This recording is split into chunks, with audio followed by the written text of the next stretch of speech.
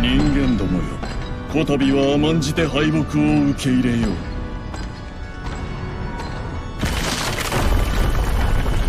In the year 447, a catastrophic war raged across the world between the 6 heroes and the dreaded Demon Lord. The battlefield was a scene of chaos as the Demon Lord's army of skeletons clashed with the godly powers of the heroes, who had transformed into angels. Amidst the turmoil, Demon Lord Linus watched from his chamber, his strongholds falling one by one. It was the last stand, and he could sense it. The heroes, once his comrades, were now his adversaries. The heroes, blessed with divine powers, had become beings of light, their once human forms transcended. As they fought on, the skeletons met their end, and it was clear that victory was slipping away from Linus. Linus knew he couldn't let them reach him. He had made a promise to the goddess of rebellion long ago, and now it was time to honor that vow. He decided to accept defeat, dropping his staff as his castle crumbled. With resolve in his eyes, Linus sealed his own soul within the grand mausoleum, promising to return in 1,000 years to reclaim his throne. The world would forget the Demon Lord, but his legacy would persist. A millennium later, 2 young girls, Celia and Regina, ventured into the ruins of Linus Castle. Their mission was to investigate reports of voids, mysterious monsters nesting within.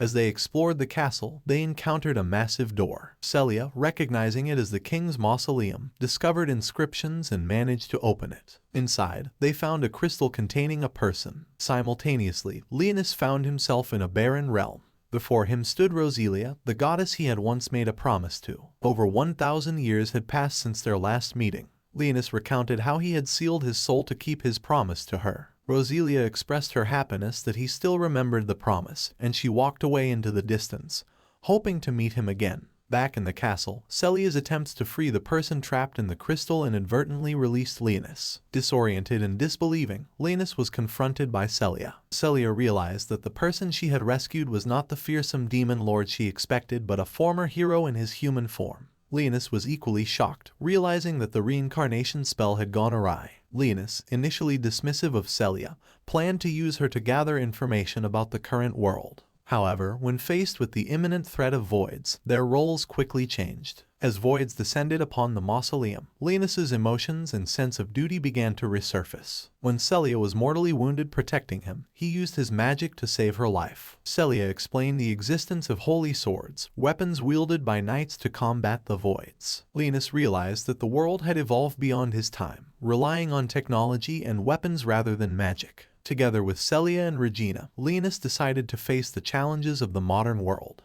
With his powers and the determination of these brave young knights, they set out to confront the voids. This unexpected alliance, born out of a twist of fate, sets the stage for a thrilling adventure. As they navigate a world filled with technology, monsters, and self-discovery, their destinies intertwine.